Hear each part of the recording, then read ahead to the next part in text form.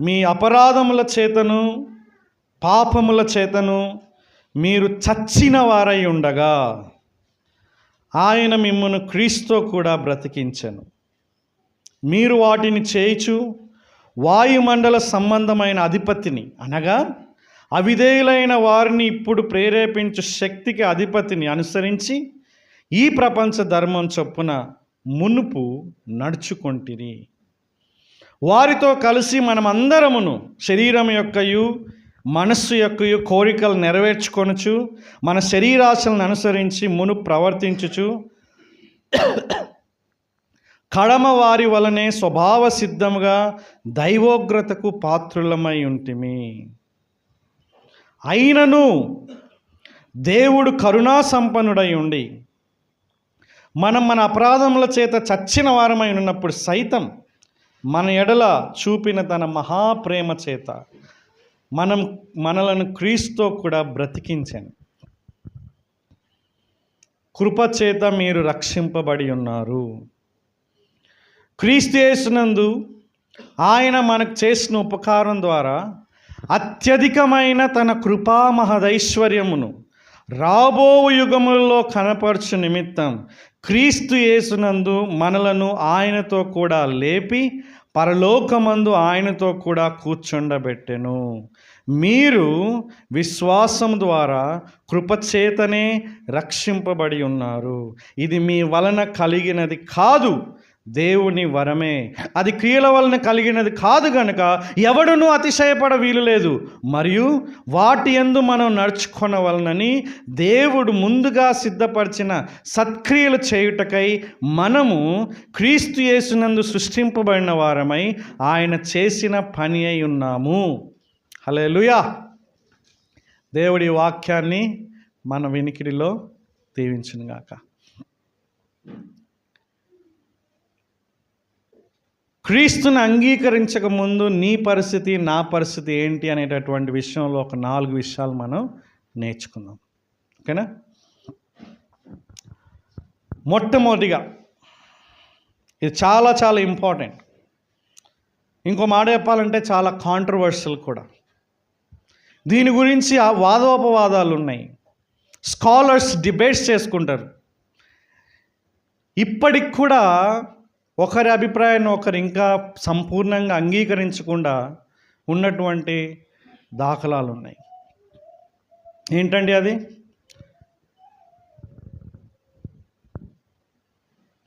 ఆత్మీయంగా నువ్వు నేను చనిపోయిన స్థితిలో ఉన్నాము. నెంబర్ 1. మొట్టమొదటిది ఏంటంటే ఆత్మీయమైనటువంటి చావును కలిగి ఉన్నాం. వీఆర్ డెడ్ ఇన్ సిన్స్ అన్నమాట. ఏమంటుంది ఇక్కడ? మీరు మీ అపరాధముల చేతను పాపముల చేతను మీరు చచ్చిన వారై ఉండగా, చనిపోయినాం మనం. We are dead people. ఇంకో మాటలో మనం చనిపోయినటువంటి వాళ్ళం. ఒక అతను ఏమన్నాడంటే జీవోత్సవాలం. జీవిస్తూనే ఉన్నటువంటి జీవించేవారిగా కనిపించేటటువంటి శవాలం మనం. ఇది మన పరిస్థితి. క్రీస్తు దగ్గరికి రాకముందు ప్రతి ఒక్కరి పరిస్థితి, ముఖ్యంగా ఇప్పుడు క్రీస్తు దగ్గరికి వచ్చావు కదా, నువ్వు తెలుసుకోవాల్సినటువంటి పరిస్థితి, నీ పరిస్థితి, నేను తెలుసుకోవాల్సినటువంటి నా పరిస్థితి ఏంటంటే వీఆర్ డెడ్ పీపుల్. మనం చనిపోయినటువంటి వాళ్ళం. ఏ విధంగా చనిపోయాం? భౌతికంగా ఇంకా చనిపోలేదు కాబట్టి భౌతిక మరణం గురించి మాట్లాడడం లేదు. ఏ విషయంలో చనిపోయామని చెప్తున్నాడు ఇక్కడ? అపరాధముల చేతను పాపముల చేతను చనిపోయినటువంటి పరిస్థితిలో ఉన్నాం. పాపం, అపరాధం 2 విషయాలు ఇక్కడ ఉపయోగించారనమాట. పాపం వల్ల, అపరాధం వల్ల, లేకుంటే వాటిని బట్టి మనం చనిపోయినటువంటి స్థితిలో మనం ఉన్నాము అని చెప్తున్నాడు ఇక్కడ. పాపము అనేటటువంటి దాని కనుక మనం ఆలోచన చేస్తే మనందరికి తెలిసిన డెఫినేషన్ ఏంటి? ఆజ్ఞాతిక్రమే పాపం. కానీ మన యొక్క మూల అర్థాన్ని కనుక ఆలోచన చేస్తే, మీరు కనుక ఎగ్జిబిషన్లో కానీ ఎక్కడన్నా వెళ్ళినప్పుడు ఆర్చర్స్ అనే వాళ్ళు ఉంటారు. రౌండ్గా కొన్ని గీతలు గీసి మధ్యలో ఒక చుక్క ఉంటుంది, రైట్? కరెక్ట్గా బాణంతో దాన్ని కొట్టాలి. గురి పెట్టి కొట్టాలి. కొట్టినప్పుడు కరెక్ట్గా వెళ్ళి తగిలితే చప్పట్లు కొడతాం మనం, పక్కన వెళ్ళిపోతే గురి తప్పింది అంటాం. పాపము అంటే గురి తప్పడం, మిస్సింగ్ ద మార్క్. అంటే దేవుడు ఏదైతే మన ఎడల ఉద్దేశం కలుగున్నాడో, దేవుడు ఏదైతే మనం చేయాలని చెప్పాడో అది చేయకుండా పడిపోవడం, మిస్సింగ్ ద మార్క్. లేకుంటే దేవుడు చెప్పింది చేయలేకపోవడం, దేవుడు చెప్పింది చేయకపోవడం, మిస్ అవ్వకపోవడం, ఆ యొక్క స్టాండర్డ్కి రాకుండా ఉండడం. ఆయన పరిపూర్ణుడు కాబట్టి మనం పరిపూర్ణంగా ఉండమంటే ఆ పరిస్థితుల్లో లేనటువంటి పరిస్థితి అన్నమాట. అది పాపం అంటే. మరి అపరాధం అంటే ఏంటి? ఇంగ్లీష్లో ట్రాన్స్గ్రెషన్ అంటున్నారు. అపరాధ రుసుము అంటారు. అంటే అర్థం ఏంటి? ఈ అపరాధము అనేటటువంటి మాట తిరుగుబాటుతో కూడినటువంటిది. అంటే రెబెలియస్గా దేవునికి వ్యతిరేకంగా ఉండడం అన్నమాట. తిరుగుబాటుతనంగా దేవుణ్ణి దూషించడం, లేకుంటే దేవుని యొక్క ఆజ్ఞల్ని ధిక్కరించడం, ఎదురు తిరగడం, లీగల్గా ఆయనకి వ్యతిరేకంగా పాపం చేయడం, ఇష్టపూర్వకంగా.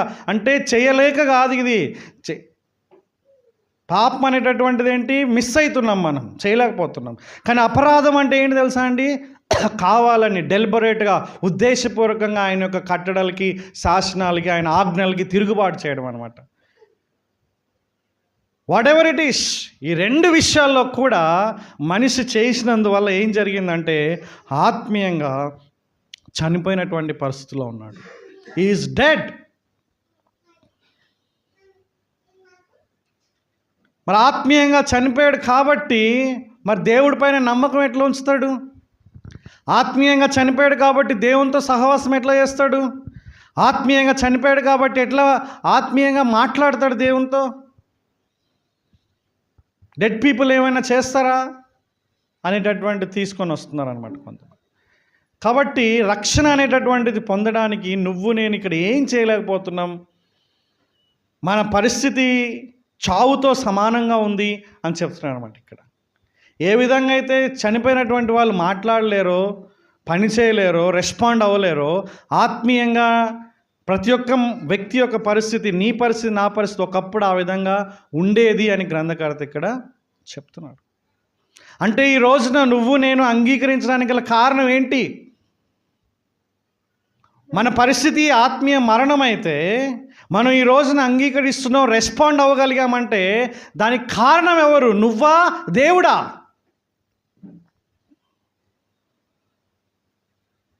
నేను నమ్ముకున్నాను అని చెప్పేటటువంటి సీన్ ఉందా ఇక్కడ?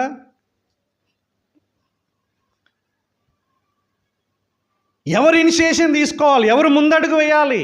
ఒక వ్యక్తి రక్షణ పొందడానికి దేవుడు ముందడుగు వేయాలా, మనిషి ముందడుగు వేయాలా? దేవుడు తట్టి లేపాలా, మనిషి విశ్వసించాలా? ఏది ముందు జరుగుతుంది ఇక్కడ? మనం దీన్ని బట్టి ఆలోచన చేస్తే దేవుని యొక్క కార్యం ముందు జరుగుతుంది.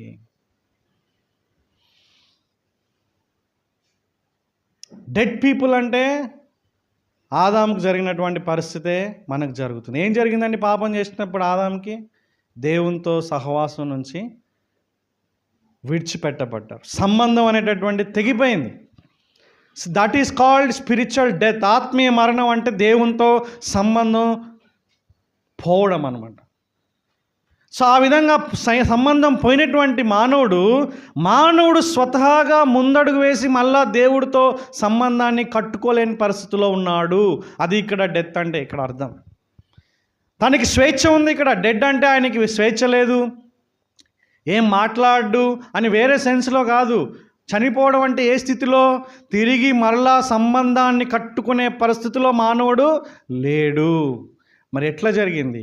దేవుడే ఆయన ముందడుగు వేసి మనల్ని తట్టి లేపి, లాజరస్ కమౌట్ అని ఏ విధంగా మరణ ఛాయలో ఉన్నటువంటి లాజర్ను లేపాడో, ఆత్మీయంగా మరణ స్థితిలో ఉన్నటువంటి మనందరినీ కూడా ఆయన తన యొక్క పిలుపుతో, చల్లనైన మెల్లనైన శక్తివంతమైనటువంటి పిలుపుతో మనల్ని లేపుతున్నాడు ఆయన. ఆ విధంగా లేపినప్పుడు మనకి ఆత్మీయంగా సోయ వస్తుంది, చురుకుదనం వస్తుంది, అలర్ట్నెస్ వస్తుంది. ఆ యొక్క ఏమంటారు, మనం రెస్పాండ్ అవ్వగలుగుతున్నాం. అప్పుడు అంతవరకు మనం ఎవరు అండి?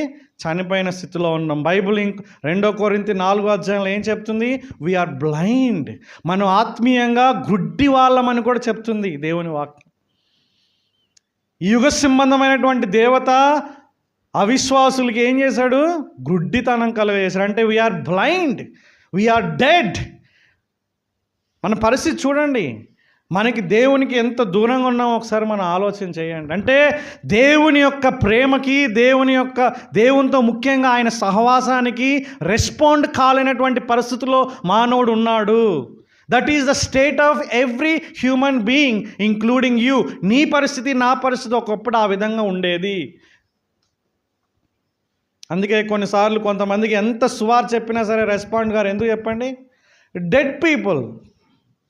ఎప్పుడు వాళ్ళు రెస్పాండ్ అవుతారు?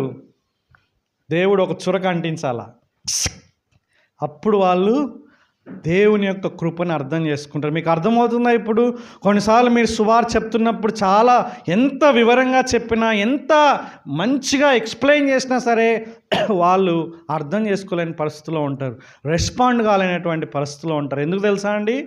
వాళ్ళకి ఇంకా దేవుడు ఆ యొక్క కరెంట్ షాక్ ఇంకా ఇవ్వలేదు. వాళ్ళు గుడ్డిగా ఉన్నారు, ఏం కనిపించడం లేదు వాళ్ళకి, వాళ్ళు చనిపోయి ఉన్నారు. ఒకప్పుడు నువ్వు కూడా చనిపోయి ఉన్నావు, గుడ్డివాడిగా ఉన్నావు, గుడ్డిదానిగా ఉన్నావు ఆత్మీయంగా.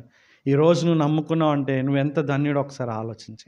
అంటే క్రీస్తు నమ్మకముందు నీ పరిస్థితి ఎట్లా ఉండే ఒకసారి ఆలోచించి. ఒకవేళ దేవుడు కనుక తన కార్యం, తన కృపని నీ పట్ల, నా పట్ల చూపించకపోతే నీ పరిస్థితి, నా పరిస్థితి ఏంటి ఒకసారి ఆలోచించేయండి. నమ్ముకున్నటువంటి మనం ఎంతగా దేవుణ్ణి స్తుతించాలో ఒకసారి ఆలోచన చేయండి. We are dead people. క్రీస్తు నమ్మకముందు మన పరిస్థితి ఏంటి? డెడ్నెస్. రెండవది చాలా important, we are the children of disobedience. అవిధేయులైనటువంటి వారి అవిధేయులైన పిల్లలం మనం. సన్స్ ఆఫ్ డిసొబీడియన్స్ అనే మాట ఉపయోగించారు ఇక్కడ. నీ పరిస్థితి, నా పరిస్థితి ఏంటి?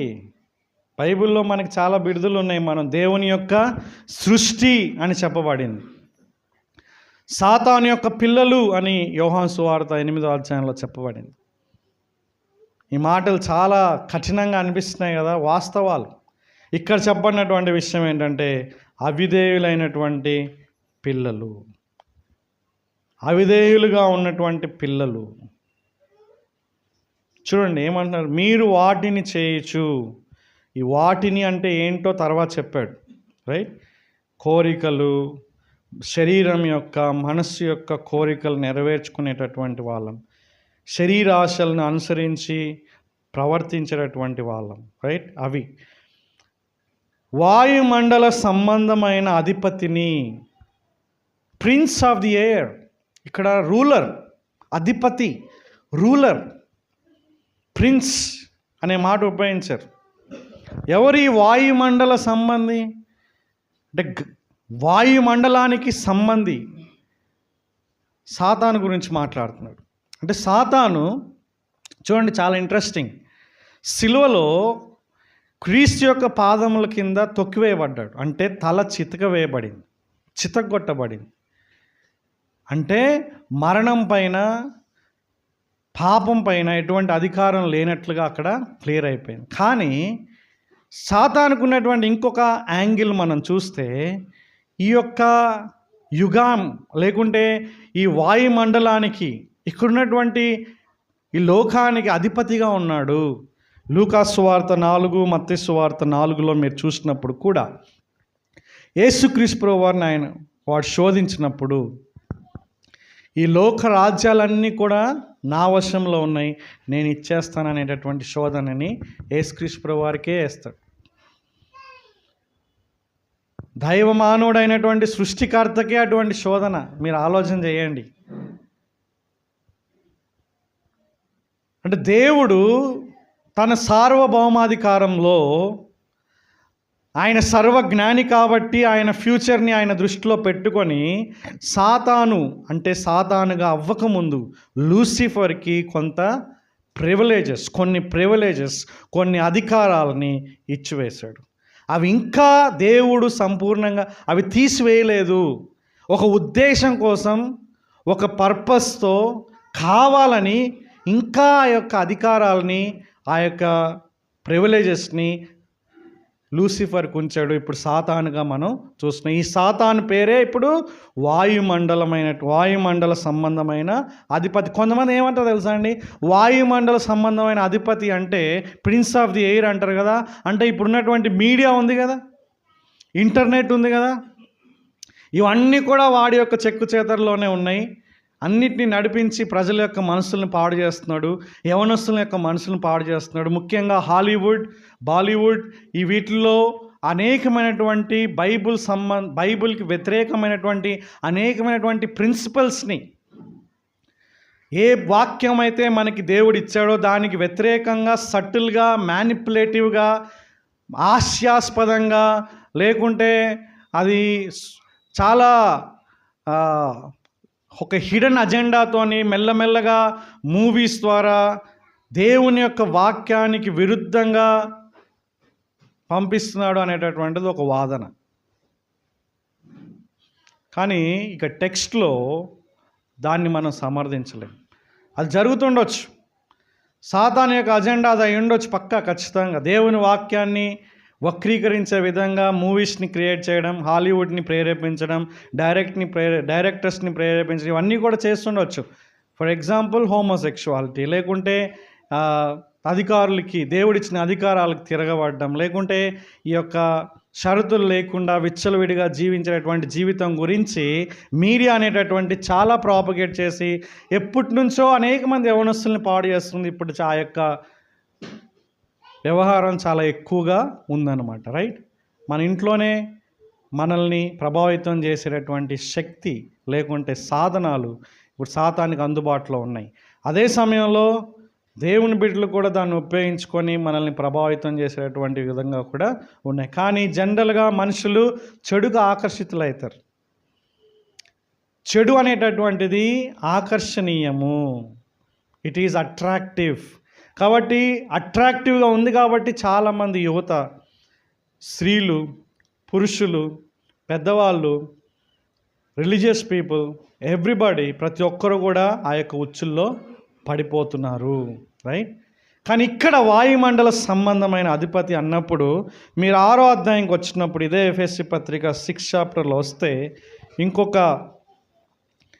కోణంలో మనం చూడవచ్చు. 12వ వచనం, ఏలయనగా మనం పోరాడున్నది శరీరులతో కాదు కానీ ప్రధానులతోనూ అధికారులతోనూ ప్రస్తుత అంధకార సంబంధులకు లోకనాథులతోనూ ఆకాశ మండలమందున్న దురాత్మల సమూహములతోనూ పోరాడుచున్నాము. అంటే ఈ లోకంలో సాతాను ఇంకా తన యొక్క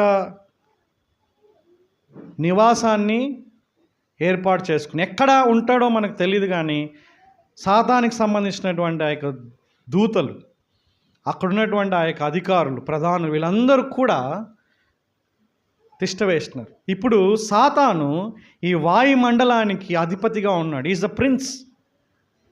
కాబట్టి ఇప్పుడు వీళ్ళేం చేస్తున్నారు, లేకుంటే నువ్వేం చేసేవాడి ఒకప్పుడు, నేనేం చేసేవాడిని అంటే సాతాను చెప్పినట్లుగా మనం నడుచుకునేవాడు. సాతాను యొక్క పిల్లలుగా మన యొక్క జీవితం ఉండేది. ఎందుకంటే దేవునితో సంబంధం లేనటువంటి ప్రతి ఒక్క వ్యక్తి కూడా నువ్వు ఇష్టమున్నా లేకున్నా, ఒప్పుకున్నా లేకపోయినా, నువ్వు సాతానికి సంబంధించినటువంటి వ్యక్తివి. క్రీస్తుని అంగీకరించే ముందు నీ పరిస్థితి, నా పరిస్థితి తెలుసా అండి ఎట్లాంటిదో? అంటే మనకి ఇష్టం లేదు, we don't want to be identified as the child of Satan, right? కానీ మన యొక్క జీవితం ద్వారా we are like that, we were like that. మనం ఆ విధంగా ఉండేవాళ్ళం, నువ్వు ఆ విధంగా ఉండేవాడివి. ప్రస్తుతం మనుషులు ఆ విధంగా ఉన్నారు. But they don't want to identify, but they are. దయచేసి అర్థం చేసుకోండి ఈ నగ్న సత్యాన్ని, రైట్? ఏమన్నాడు ఇక్కడ? వాయుమండల సంబంధమైన అధిపతిని, అవిధేయులైన వారిని ఇప్పుడు ప్రేరేపించు శక్తికి అధిపతిని అనుసరించి, అంటే అవిధేయులుగా ఉన్నటువంటి వాళ్ళు, అంటే దేవునికి అవిధేయులంగా ఉన్నటువంటి వారిని ప్రేరేపించేటటువంటి వాడు ఎవరంటే సాతాను. ఆ ప్రేరేపించే శక్తిని కలుగజేసేది కూడా సాతానే. దేవునికి వ్యతిరేకంగా జీవించడానికి అవసరమైన వనరులను ఇచ్చేటటువంటిది కూడా సాతానే. అదే సమయంలో సాతాను యొక్క అవసరత లేకుండా కూడా మానవుడు స్వతహాగానే దేవునికి తిరుగుబాటుదారుడిగా ఉన్నాడు అనే సత్యాన్ని కూడా మనం గమనించాలి. This is added curse. అర్థమవుతుందండి? మనం ఆల్రెడీ శాపంలో ఉన్నాము, ఆత్మీయంగా చనిపోయిన స్థితిలో ఉన్నాము. దానికి తోడుగా ఆ గుడ్డితనాన్ని కలుగజేస్తున్నాడు ఇంకా మనకి. రెస్పాండ్ అవ్వడానికి వీలు కాకుండా ఇంకా మనకి ఫాగ్ అనేటటువంటిది, ఒక మంచు మన కళ్ళు మస్కబారు చేస్తున్నాడు అనమాట సాతాను. అర్థమవుతుందా అండి?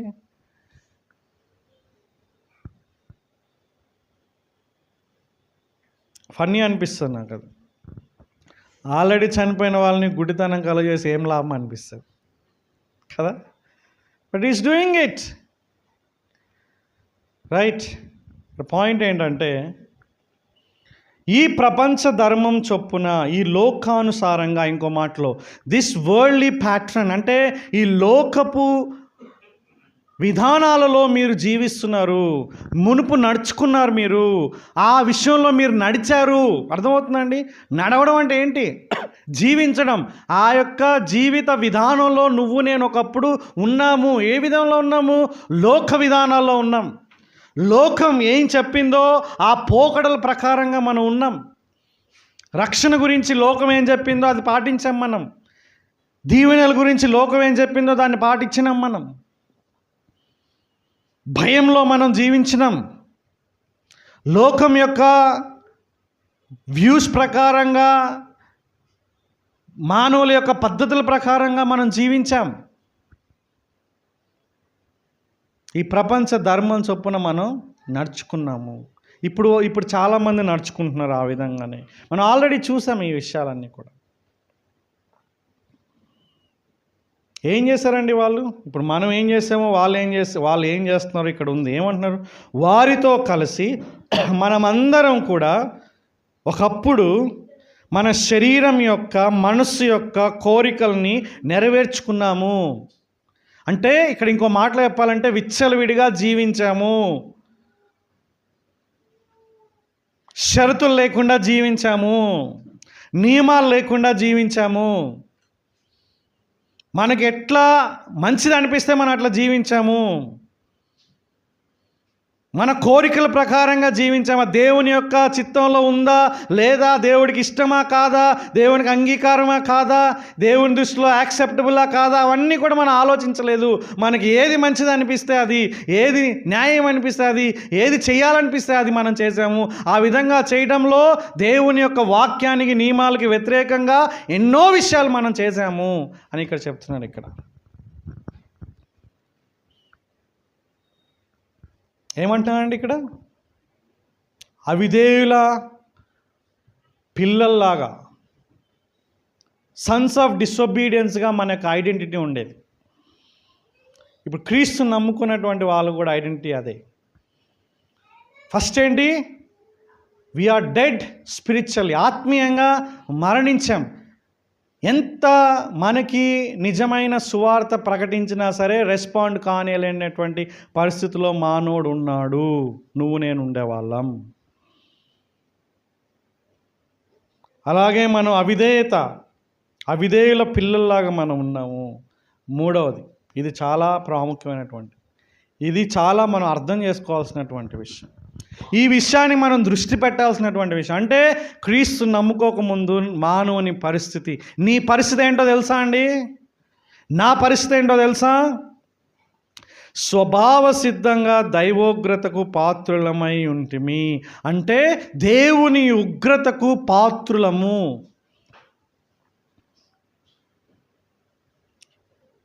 బై నేచర్, ఇంకో మాటలో చెప్పాలంటే స్వభావ సిద్ధంగానే ఆదాం పిల్లలం అయినందుకే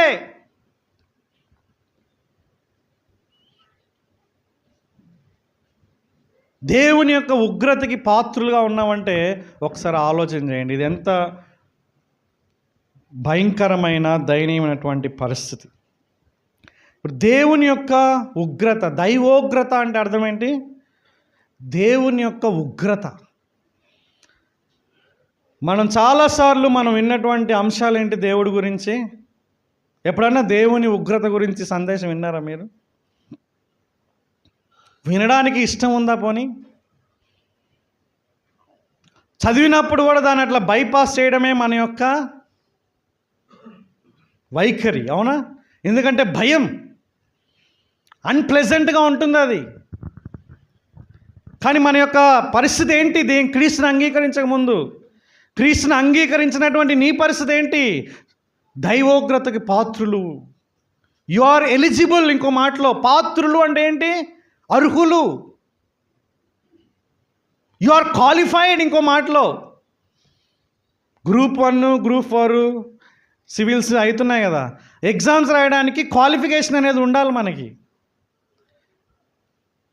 ఈ పోలీస్ శాఖలో, ఎస్ఐ, వీటన్నిటిలో ఈ యొక్క డిగ్రీస్తో పాటు ఇంకేం ఉండాలి మనకి? శారీర దారుఢ్యం ఉండాలి, ఫిజికల్ ఫిట్నెస్ అనేటటువంటిది ఉండాలి, క్వాలిఫై. సో మనకు కూడా ఇక్కడ క్వాలిఫికేషన్ ఉంది దేవుని ఉగ్రత పొందడానికి. ఏంటా క్వాలిఫికేషన్? మన స్వభావమే, మన యొక్క తిరుగుబాటుతనమే, మన పాపమే మన దేవుని ఉగ్రతకి పాత్రులుగా చేసింది.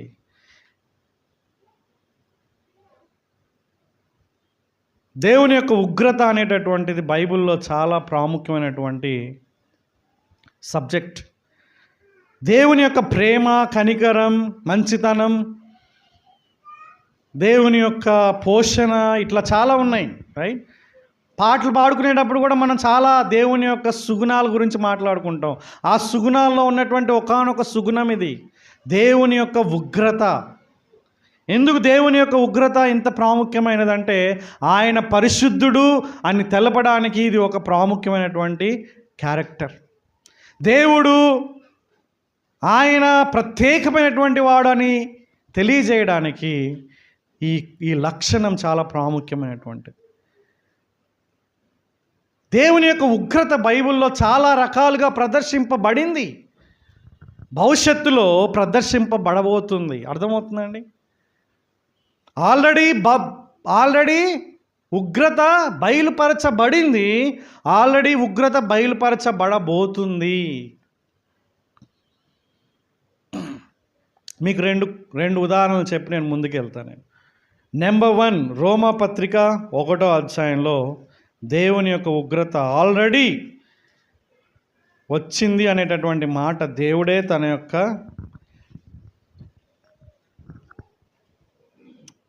భక్తుల ద్వారా మనకి తెలియజేస్తున్నాడు. రోమీలకు రాసినటువంటి పత్రిక 1వ అధ్యాయం 24వ వచనం నుంచి, ఈ హేతువు చేత వారు తమ హృదయముల దురాశలను అనుసరించి తమ శరీరములను పరస్పరం అవమానపరుచుకున్నట్లు దేవుడు వారిని అపవిత్రతకు అప్పగించెను.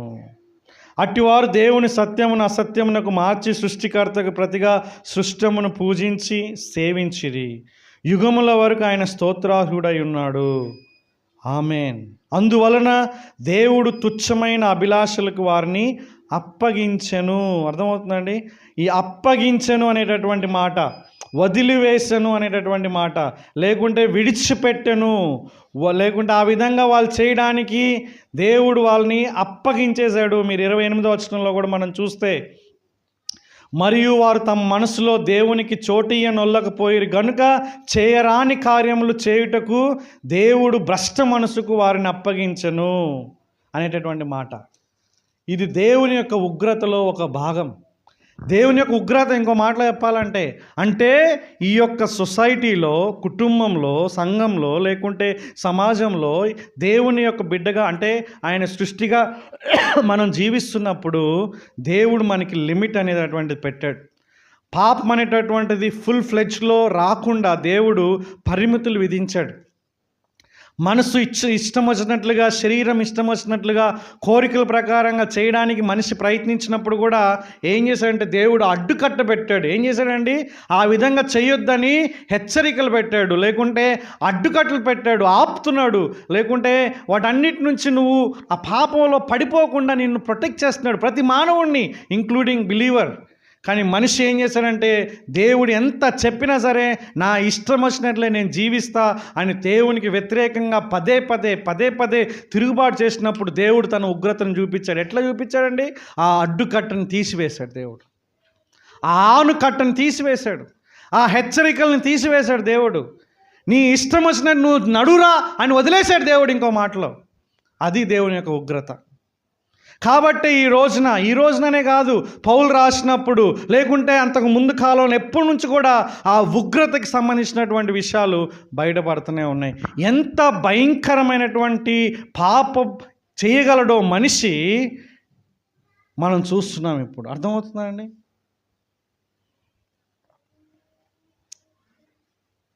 విచ్చలవిడిగా వివాహానికి ముందు, వివాహానికి తరువాత స్త్రీలు, పురుషులు, జంతువులతో, పిల్లలతో భయంకరమైనటువంటి విషయాలు. ఇంకా చెప్పాలంటే హత్యలు, చిన్నదానికి పెద్దదానికి. ఈ మధ్య న్యూస్ పేపర్లో చూస్తే చదవలేనటువంటి పరిస్థితులు. అంటే ఇంత ముందు లేవా అంటే ఉన్నాయి, బయటికి రాలేదు. ఇప్పుడు ఇంకొంచెం ఎక్కువైనాయి అన్నమాట. టెక్నాలజీ వల్ల పాపం చేసే విధానం కొంచెం ఎక్కువైంది. ఎవ్వడు భయపడతలేడు. న్యూస్లో వస్తుంది, మీడియా ఉంది, అందరికి తెలుస్తుంది, తల్లిదండ్రుల పరువు పోతుంది, వాడి పరువు పోతుంది అని ఉన్నా సరే మనిషి యొక్క పాపం కట్టలు తెంచుకుంది. దేవుని ఉగ్రత అది. కొన్నిసార్లు మనం అంటాం క్షణికావేశంలో జరిగినాయని. క్షణికావేశంలో జరగడానికి పాపం అనేటటువంటిది అట్లాంటిది కాదు. ఏదో కొన్ని విషయాలు మినహాయింపులు ఉంటాయి. కానీ చాలాసార్లు పాపం అనేటటువంటిది ప్లాన్డ్ సిన్. ఎన్నో రోజుల నుంచి, నెలల నుంచి, సంవత్సరాల నుంచి పగ, ద్వేషం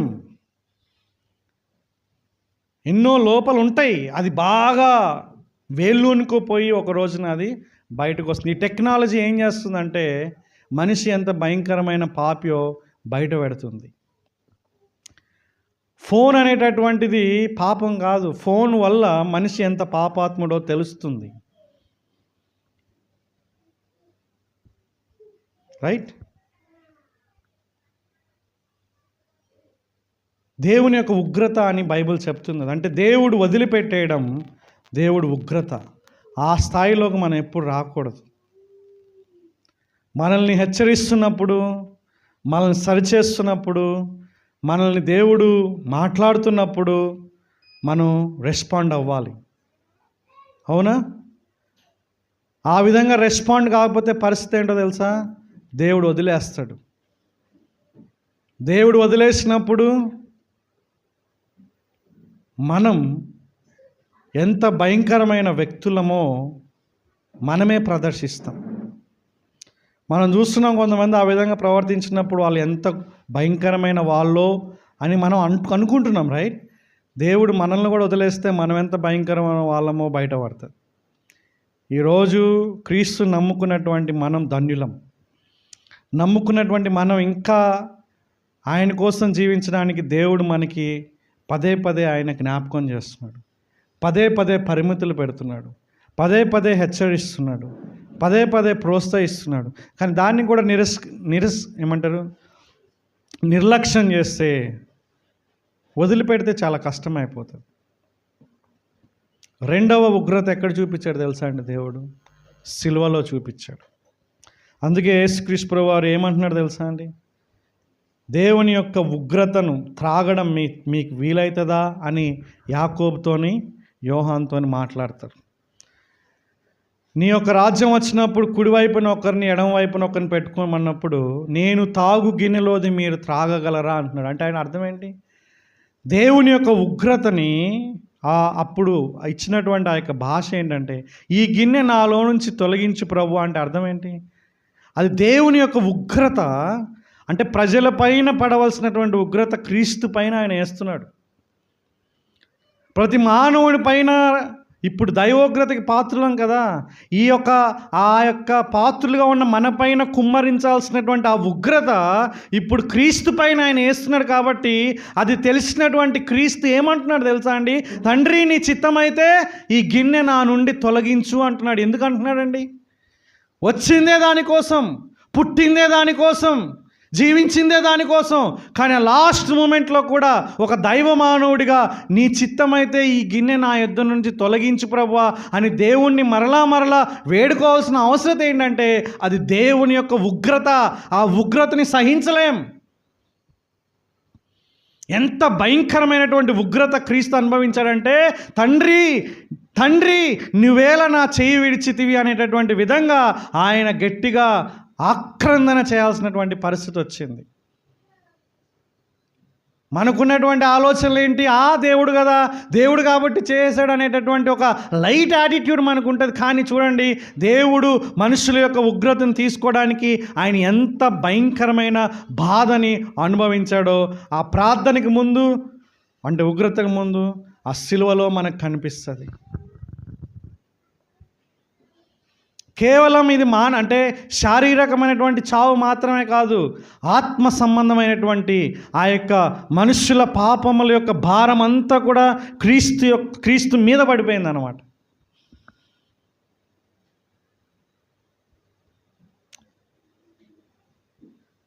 అయితే భవిష్యత్తులో కూడా ఈ ఉగ్రత అనేటటువంటిది అవిధేయులకి అందుబాటులో ఉంది. అర్థమవుతుందా అండి? దేవుని ఉగ్రతకి పాత్రులుగా ఉన్నటువంటి మనం క్రీస్తుని నమ్ముకున్నాం కాబట్టి ఆ ఉగ్రత నుంచి రక్షణ పొందాం. అందుకే రోమా 8:1 ఏముంది? కాబట్టి క్రీస్తు యేసునందున్న వారికి ఏ శిక్షా విధి లేదు. కానీ క్రీస్తుని నమ్ముకోకపోతే, క్రీస్తుని హత్తుకోకపోతే, క్రీస్తుని ఆశ్రయించకపోతే ఈ ఉగ్రత నీ పైనకు వస్తుంది. ఎప్పుడు వస్తుంది? ఆయన రాకడలో, ఆయన ధవల సింహాసనం యొక్క తీర్పు సమయంలో ఆ ఉగ్రత నీపైకి, అంటే నీపైకి అన్నప్పుడు ఎవరి పైకి? ఇది అవిశ్వాసిగా ఉన్నటువంటి నీపైకి ఇది వస్తుంది.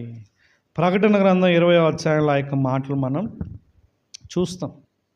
11వ వచనం నుంచి, మరియు ధవలమైన మహాసింహాసనమును దాని యందు ఆసీనుడై ఉన్న యొక్కరిని చూచితిని. భూమి ఆకాశములు ఆయన సముఖం నుండి పారిపోయెను, వాటికి నిలువ చోటు కనబడకపోయాను. మరియు గొప్పవారేమి కొద్దివారేమి మృతులైన వారందరూ ఆ సింహాసనం ఎదుట నిలవబడి ఉండుట చూచితిని. అప్పుడు గ్రంథములు విప్పబడెను, మరియు జీవగ్రంథమును వేరొక గ్రంథం విప్పబడెను.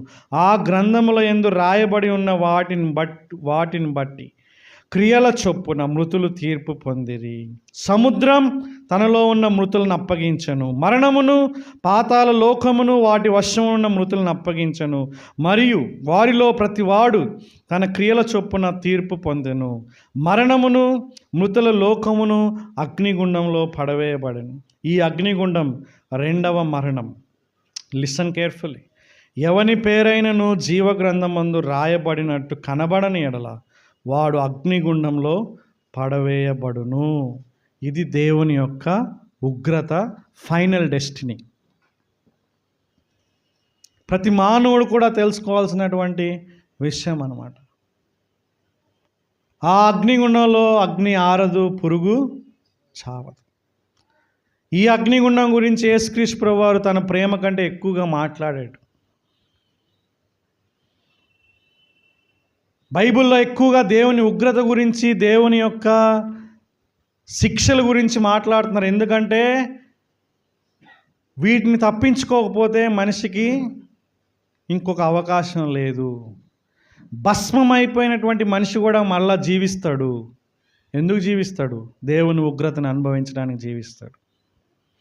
కాబట్టి నా ప్రియమైనటువంటి సహోదరి సహోదరులారా, ఒకప్పుడు నీ పరిస్థితి, నా పరిస్థితి ఆ విధంగా ఉండేది. స్వభావ సిద్ధంగా దైవోగ్రతకి మనం పాత్రులుగా ఉన్నాం. We were the objects of wrath. We are qualified to be punished by God. దేవుని చేత శిక్షింపబడడానికి మనం సిద్ధంగా ఉన్నటువంటి మనం, చనిపోయినటువంటి మనం, అవిధేయులైనటువంటి పిల్లలుగా ఉన్నటువంటి మనం తర్వాత ఏం చేశారు చెప్పండి?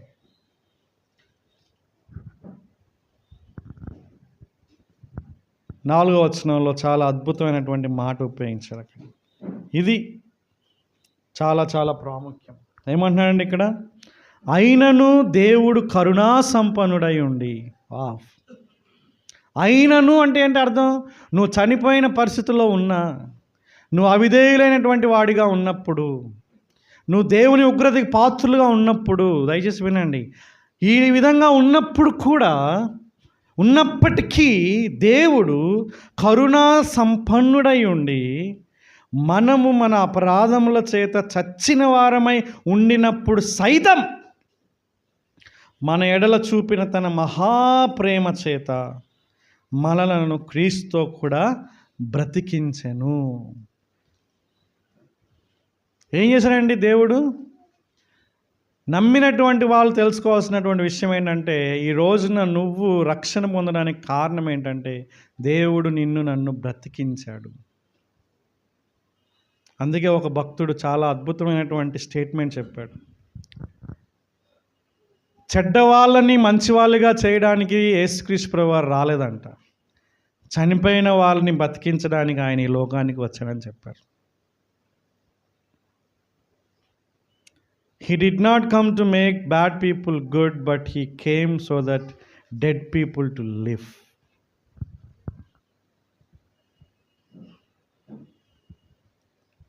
దేవుని యొక్క కరుణ, ఆయన కరుణా సంపన్నుడు, కరుణ చూపించడంలో ఐశ్వర్యవంతుడు. ఆయన కరుణించడంలో ఎంతో విస్తారమైన కరుణను కలిగినటువంటి వాడు. కరుణకు మూలం ఆయననే, కేంద్ర బిందువు ఆయననే, కరుణకు కారణం ఆయననే. కరుణ అనేటటువంటిది ఆయనలో నుంచి ఉబికి ఒక జలముగా, మహాసముద్రంగా బయటకు వచ్చింది. మహాప్రేమ చేత అంటే చూడండి, మహా అని ఉపయోగించారు యాక్చువల్గా, గ్రేట్ లవ్, రైట్? గొప్ప ప్రేమ చేత. వివరించడానికి కూడా పదాలు సరిపోవట్లేదు దేవుని యొక్క ప్రేమని.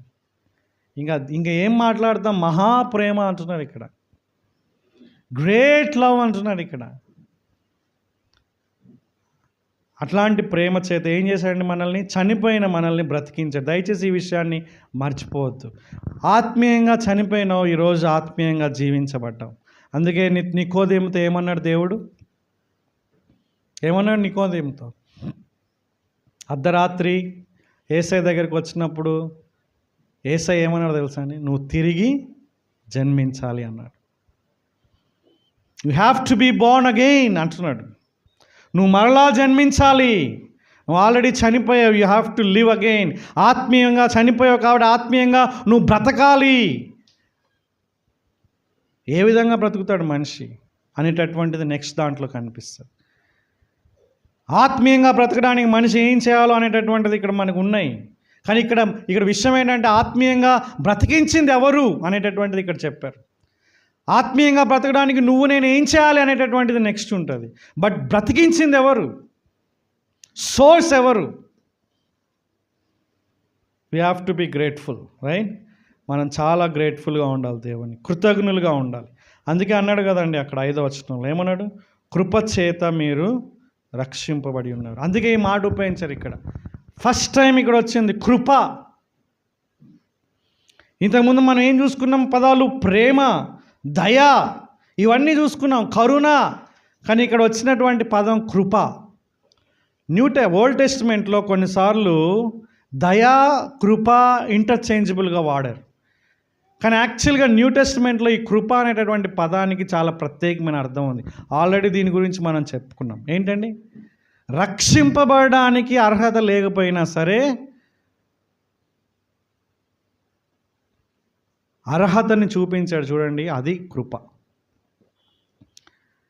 దేవుని యొక్క లక్షణాల్లో చాలా లక్షణాలు ఉన్నాయి. దాంట్లో నాకు బాగా ఇష్టమైనటువంటి లక్షణం దేవుని యొక్క సార్వభౌమాధికారం. ఆ తర్వాత ఇష్టమైన లక్షణం ఏంటంటే ఆయన కృప. ఈ కృప అనేటటువంటి దాని గురించి ఫిలిప్ యాన్సీ అనేటటువంటి గొప్ప రచయిత ఓ మంచి పుస్తకం రాస్తాడు. అంటే ఎంతగా దేవుడు మనిషిని కనికరించగలడు, కనికరిస్తున్నాడు, కనికరిస్తాడు అనే విషయాల యొక్క పుస్తకంలో చాలా అద్భుతంగా ఆయన రాశాడు. చాలా ప్రభావితమైందన్నమాట. కాబట్టి ఆయన కృప గురించి మనం తెలుసుకోవాల్సిన అవసరం ఉంది. కేవలం పైన దేవుని యొక్క కృపనికి వందనాలు చెల్లించడం ఒక వంతు అయితే, లోతుగా అర్థం చేసుకొని అధ్యయనం చేసి మనసారా ఆయన్ని స్తుతించడం నువ్వు నేను చేయాల్సినటువంటి పని. మీరు ఆలోచించండి, క్రీస్తుని అంగీకరించక ముందు నీ పరిస్థితి ఏంటి? డెడ్. ఓకే, ఆత్మీయంగా చనిపోయావు. అంటే నీకై నీవు దేవుని దగ్గరికి రావడానికి ఇష్టం లేని పరిస్థితి. బయటికి బాహ్యకరంగా ఎంత మంచిగా కనిపించినా, ఎంత రిలీజియస్గా కనిపించినా, deep down in their hearts ప్రతి మనిషి కూడా దేవుడి దగ్గర రావడానికి ఇష్టం లేనటువంటి పరిస్థితిలో ఉన్నాడు. అందుకే యేసయ్య ఏమన్నాడు తెలుసా అండి? లేఖనములు నా గురించి సాక్ష్యం చెప్తున్నాయి, but you refuse to come to me. మీరు నా దగ్గరికి రావడానికి నిరాకరిస్తున్నారని మతపరమైనటువంటి నాయకులతో మాట్లాడుతున్నాడు. దేవుణ్ణి నమ్ముకున్నాం, దేవుణ్ణి వెంబడిస్తున్నాం, దేవుణ్ణి ప్రకటిస్తున్నామని చెప్పుకునేటటువంటి మతపరమైన నాయకులతోనే చెప్తున్నాడు ఏంటంటే, మీరు నా దగ్గరికి రావడానికి ఇష్టం లేదు మీకు. కాబట్టి మనిషి యొక్క పరిస్థితి ఆ విధంగా ఉన్నప్పుడు దేవుడు మనల్ని ఎంత కనికరించాడని మనం తెలుసుకోవాలి.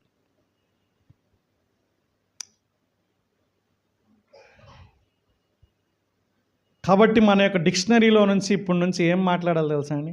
నేను నమ్ముకున్నాను అని రాకూడదు. ఏం రావాలి? ఆయన రక్షించాడు అని రావాలి.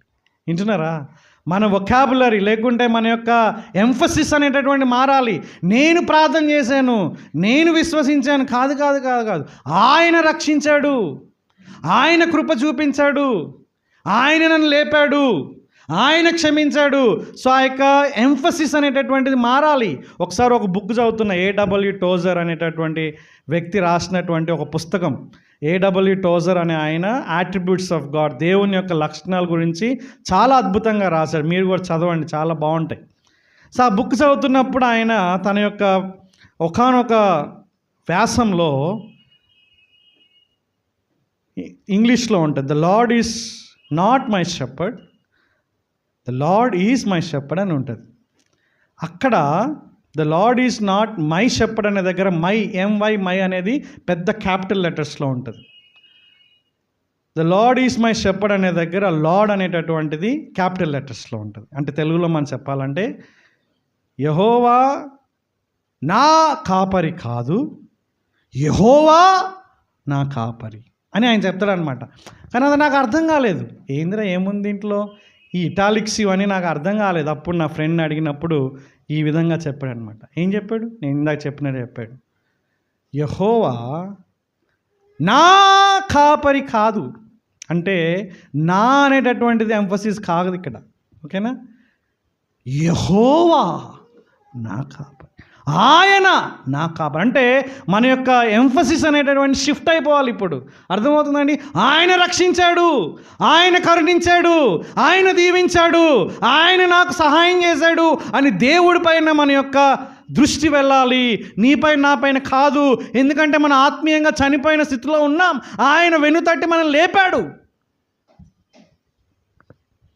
కాబట్టి ఆయనకి మనం కృతజ్ఞులుగా ఉండాలి. హల్లెలూయా! ఎంత గొప్ప దేవుని మనం కలిగి ఉన్నాం కదండి. కాబట్టి మన యొక్క పర్స్పెక్టివ్స్ మనం చేంజ్ చేసుకోవాలి, మన ఆలోచన విధానం మనం చేంజ్ చేసుకోవాలి. ఆ విధంగా చేసుకున్నప్పుడే మనం ఆయన కృతజ్ఞులుగా ఉంటాం. మనం తగ్గించుకుంటాం. మనం వేరే వాళ్ళని చూసినప్పుడు అరే ఇంకా ఎందుకు నమ్ముకోలేదు వీడు, లేకుంటే ఈమె ఎందుకు నమ్ముకోలేదని వాళ్ళ పట్ల అసహనం వ్యక్తం చెయ్యం. ఎందుకంటే ఆత్మీయంగా చనిపోయిన పరిస్థితుల్లో వాళ్ళు ఉన్నారు. ఒక వ్యక్తి క్రీస్తుని ఇంకా అంగీకరించకపోతే it's not because of lack of knowledge, వాళ్ళకి సమాచారం లేదని కాదు, యేసుక్రీస్తు గురించి ఇన్ఫర్మేషన్ తెలియదని కాదు, లేకుంటే అకాడమిక్ లెవెల్లో యేసుక్రీస్తు ప్రభువు వారు మాత్రమే ఆయన దేవుడు, ఆయన చనిపోయి తిరిగి లేచాడు అనే సత్యం తెలియక కాదు. వాళ్ళు ఇంకా చనిపోయిన పరిస్థితిలోనే ఉన్నారు. దేవుడు వచ్చి లేపాలి. కాబట్టి నీ భాగస్వామిని చూసినప్పుడు, నీ తల్లిదండ్రులు చూసినప్పుడు, నీ స్నేహితులను చూసినప్పుడు, క్రీస్తుని నమ్మనటువంటి నీ యొక్క ఫ్రెండ్స్ని వాళ్ళందరినీ చూసినప్పుడు వాళ్ళ పట్ల చిన్న చూపు కలిగి ఉండకూడదు. వాళ్ళ పట్ల కనికరం కలిగి ఉండాలి. వాళ్ళ కోసం మనం ప్రేయర్ చేయాలి. దేవుడు వాళ్ళ మనోనేత్రాలు వెలిగించాలని మనం ప్రార్థన చేయాలి. ఏం నేర్చుకున్నాం లాస్ట్ సండే కూడా? విశ్వాసిగానే మనకు అనేక విషయాల్లో మనోనేత్రాలు వెలిగించబడాల్సిన అవసరత ఉంది. ఇంకా అవిశ్వాసిగా ఆ బిడ్డకి ఎంత అవసరం? కాబట్టి మనకు కరుణ అనేటటువంటిది అవసరం, అండర్స్టాండింగ్ అనేటటువంటిది అవసరం. అదే సమయంలో they are morally responsible beings. ఈ మొరాలిటీ అనేటటువంటి పాయింట్ ఆఫ్ వ్యూలో, నైతికత అనేటటువంటి పాయింట్ ఆఫ్ వ్యూలో అందరూ కూడా బాధ్యులే. విశ్వాసి అయినా అవిశ్వాసి అయినా సరే బాధ్యులుగా ఉంటారు. They are responsible. కానీ క్రీస్తుని అంగీకరించేటటువంటి పాయింట్ ఆఫ్ వ్యూలో, క్రీస్తుని అర్థం చేసుకునేటటువంటి పాయింట్ ఆఫ్ వ్యూలో వాళ్ళ యొక్క మనోనేత్రాలు ఇంకా వెలిగించబడలేదు. కాబట్టి ఈ సత్యాలని మనం మన యొక్క మనసులో పదిలంగా భద్రపరుచుకుందాం. ప్రభువా, మీకు వందనాలు చెల్లిస్తున్నాం నాయన. ఒకప్పుడు మేము మా అపరాధముల చేత, పాపముల చేత చచ్చిన వారిగా ఉన్నాం. ఈ ప్రపంచ ధర్మం చొప్పున జరిగించి అవిధేయులైన పిల్లలుగా ఉన్నాం. స్వభావ సిద్ధంగా దైవోగ్రతకి, అంటే మీ ఉగ్రతకి పాత్రులుగా ఉన్నాం. ఆయనను మీరు కరుణా సంపన్నులు కాబట్టి మీ యొక్క మహాప్రేమ చేత క్రీస్తు ద్వారా మమ్మల్ని బ్రతికించారు ప్రభువా. కాబట్టి ఈ రోజున విశ్వసించగలుగుతున్నాం. కాబట్టి ఈ రోజున అబ్బా తండ్రి అని మొరపెట్టగలుగుతున్నాం. కాబట్టి ఈ రోజున క్షమాపణ పొంది కలిగి ఉన్నాం. కాబట్టే ప్రభువా ఈ రోజున మేము అన్ని ఆశీర్వాదాలని అర్థం చేసుకోగలుగుతున్నాం. కాబట్టి నాయన, మేము ఇంకా మీ కృపని అర్థం చేసుకోవడానికి, ఈ సత్యాలని గ్రహించడానికి మా మనోనేత్రాలు తెరవండి. అనేక కోట్ల మందిలో, లక్షల మందిలో మా పట్ల మీరు కరుణ చూపించారు నాయన. ఈ విషయంలో మేము ఎల్లప్పుడూ కృతజ్ఞులమే. అదే సమయంలో ప్రభువా, మా చుట్టుపక్కల ఉన్న వాళ్ళ మనోనేత్రాలు కూడా మీరు తెరవమని మీకు వేడుకుంటున్నాం.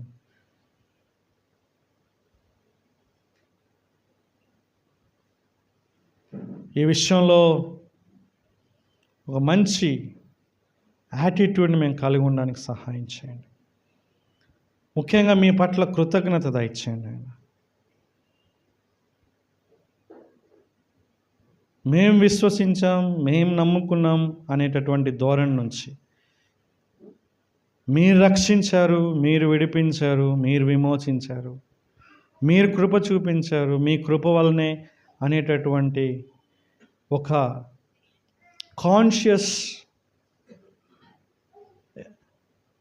కాన్షియస్నెస్ని మాకు అనుగ్రహించండి. మేమేమై ఉన్నామో అది మీ కృప వల్లనేనయ్యా. మా పట్ల మీరు ఎంతో అపారమైన కృప చూపించారు. దయచేసి ఈ సత్యాలని మేము అర్థం చేసుకోవడానికి దయచేసి మా మనోనేత్రాలు తెరవండి. మీరు కృప చూపించి ఉన్నటువంటి ప్రతి ఒక్కరికి కూడా ఈ విషయంలో మీరు సహాయం చేయండి. రక్షణ పొందినటువంటి మా యొక్క కుటుంబస్తుల్ని, స్నేహితుల్ని, బంధువుల్ని, ఇరుగు పొరుగు వారిని మీరు కనికరించమని కూడా వేడుకుంటున్నాం. యేసుక్రీస్తు నామములో యొక్క ప్రార్థన చేస్తున్నాం తండ్రి. Amen. Amen. God bless you.